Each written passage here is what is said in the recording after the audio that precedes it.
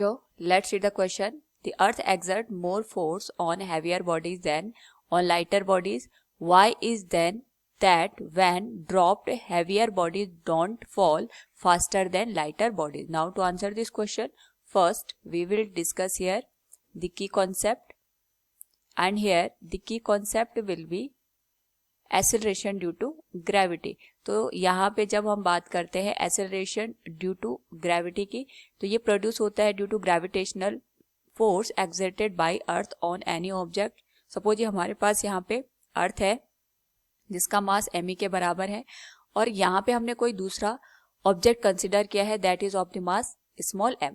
इनके बीच में यहाँ पे ग्रेविटेशनल फोर्स काम करेगा, और यहाँ पे जो ग्रेविटेशनल फोर्स की वैल्यू होगी that will be G into mass of earth multiplied with mass of the object divided by distance between the two given particles. तो हम इसको डिस्टेंस को यहाँ पे आर के बराबर कंसिडर कर लेते हैं, तो ये आ जाएगा यहाँ पे डिवाइडेड बाय आर स्क्वायर के।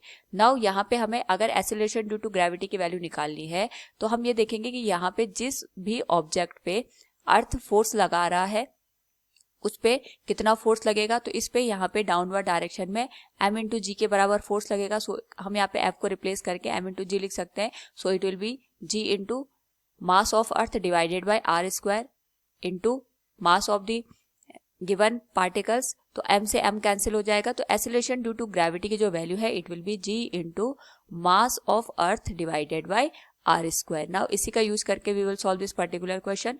तो हमसे ये पूछा गया है कि अर्थ यहाँ पे जो हैवियर मासेस होते हैं उन पे ज्यादा फोर्स लगाती है as compare to the lighter bodies. तो सपोज हमारे पास यहाँ पे दो ऑब्जेक्ट हैं, इसको मैंने मान लिया ऑब्जेक्ट फर्स्ट है जिसका मास यहाँ पे m1 के बराबर है, ये दूसरा ऑब्जेक्ट है जिसका मास m2 के बराबर है। m1 का मास m2 से ज्यादा है। यहाँ पे दोनों को जो ग्रेविटी है ये डाउनवर्ड डायरेक्शन में खींच रही है। तो इस केस में हमसे पूछा गया है कि जो हमारे पास हैवियर मास होता है, जैसे सपोज इस पे जो फोर्स लगेगा that will be m1 into G, और इस पे जो फोर्स लगेगा that will be m2 into G. m1 G की वैल्यू ज्यादा होगी as compare to m2 into G के।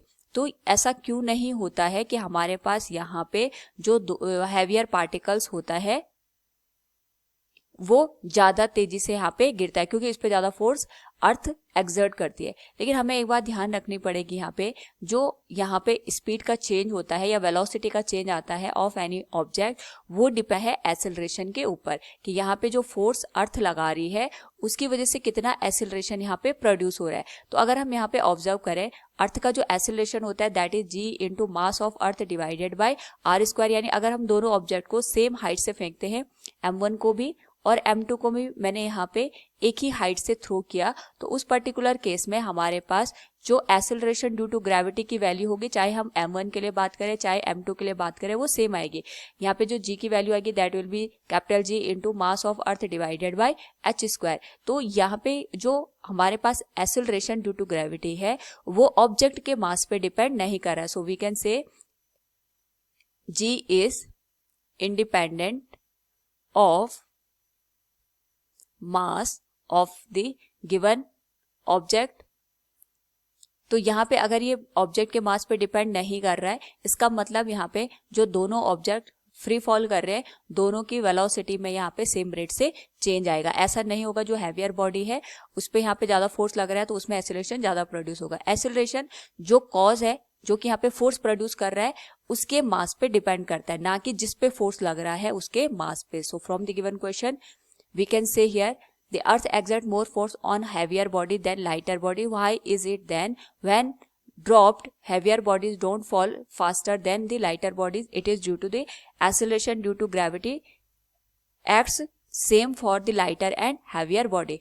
Hope all you understood it. Thank you and best of luck.